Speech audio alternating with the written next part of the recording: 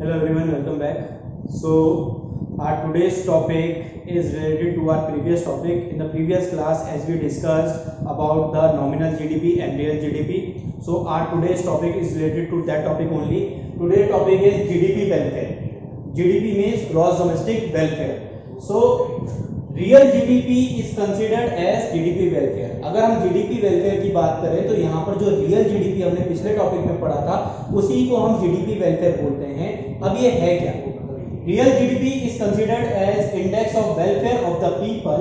Welfare is measured in terms of goods and service availability to per person. Means real GDP को ही हम welfare of the consider करते हैं, welfare of the people.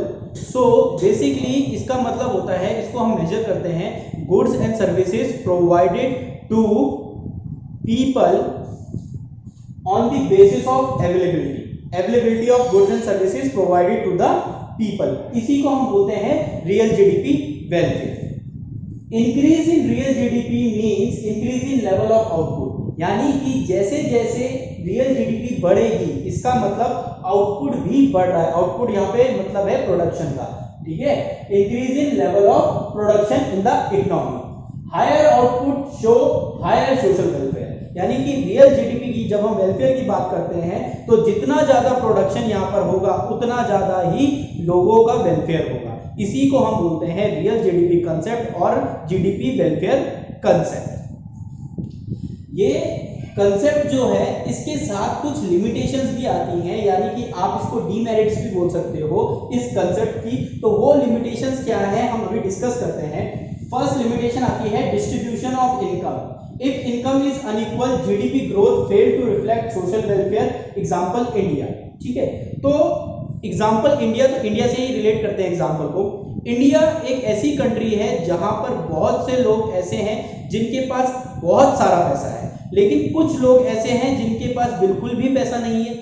इसको बोलते हैं अनडिस्ट्रीब्यूशन और अनइक्वल डिस्ट्रीब्यूशन ऑफ इनकम, यानी यहां पर लोगों के पास इक्वल इनकम नहीं है। किसी के पास तो बहुत ही ज्यादा है और किसी के पास है ही नहीं। तो इसकी वजह से भी वेलफेयर नहीं हो पाता है, क्योंकि यहां पर अगर हम जीडीपी की बात करें, रियल जीडीपी की, higher output availability to per person, यानी कि यहाँ पर तो सामान कौन ले पाएगा? सामान सरकार तो प्रोड्यूस कर रही है ज्यादा से ज्यादा प्रोडक्ट। क्यों प्रोड्यूस कर रही है? ताकि लोगों को प्रोडक्ट मिल सके।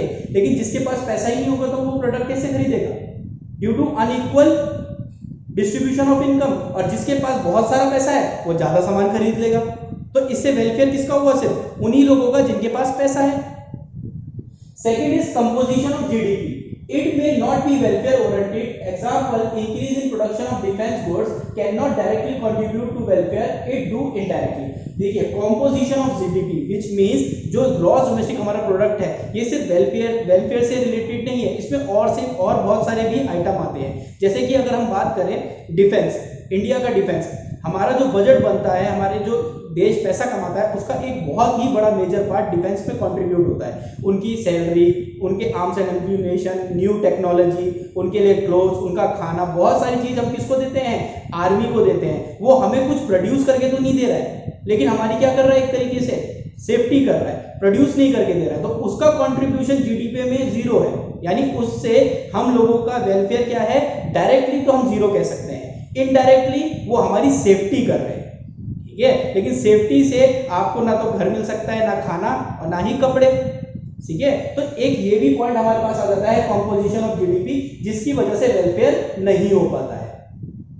नेक्स्ट आता है non monetary exchange, barter system. Example, farmer exchange good for goods. देखिए, नॉन मॉनेटरी का मतलब होता है यहां पर जब हम कभी सामान को प्रोड्यूस करते हैं और उसे बेचते हैं तो उसके बदले हमें पैसा मिलता है। वो पैसा कंट्रीब्यूट होता है जीडीपी में, कि हाँ टोटल देश ने इतनी प्रोडक्शन करी, इस प्रोडक्शन से ये अर्निंग हुई, वो जीडीपी में गई, एट लास्ट वो जीडीपी से जुड़ के नेशनल इनकम में जाएगी।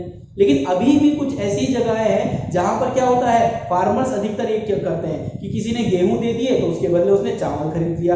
अब इससे वेलफेयर क्या हुआ? उन्हीं दो फार्मर का, क्योंकि मनी की कोई ट्रांजैक्शन यहाँ पे हुई ही नहीं। अगर मनी की ट्रांजैक्शन होती तो वही पैसा पूरे देश में घूमता, ठीक है, और उससे और लोगों का वेलफेयर होता। लेकिन यहाँ पर मनी की ट्रांजैक्शन हुई ही नहीं, सिर्फ वेलफेयर हुआ किसका? उन दोनों लोगों का, ठीक है। तो यहाँ पर जो वेलफेयर चलना था आगे वो रुक गया। एक ये भी इसकी लिमिटेशन है। लास्ट लिमिटेशन है externalities, positive and negative impact of economic activity. अब एक्सटर्नलिटीज होता क्या है, इसको एक एग्जांपल से समझेंगे। अशोक ने 5000 रुपीज लगा के एक बढ़िया सा गार्डन बनाया, जिसमें उसने अच्छे पौधे लगाए, थोड़े से पेड़ भी लगाए। अब उसको उससे फ्रेश एयर मिलती है। उसका पड़ोसी है सुरेश। सुरेश उस गार्डन को रोज सुबह देखता है, उसको भी अच्छा लगता है और फ्रेश एयर वो भी रिसीव करता है। अब यहाँ पे सुरेश ने एक भी पैसा खर्च नहीं किया था उस गार्डन के लिए, लेकिन फिर भी उसको वो सर्विसेज फ्री में मिल रही है। इसको बोलते हैं positive impact on economic activity, यानी खर्चा सिर्फ एक ने किया लेकिन फायदा दूसरों को भी हो रहा है।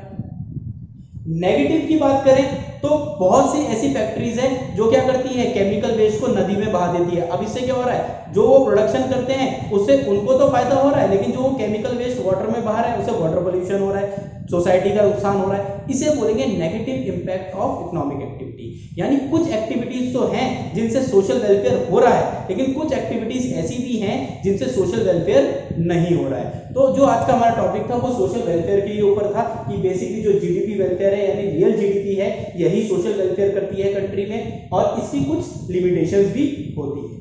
Okay class, so in the next class we are going to discuss question answer of this chapter. This was the last topic of this chapter.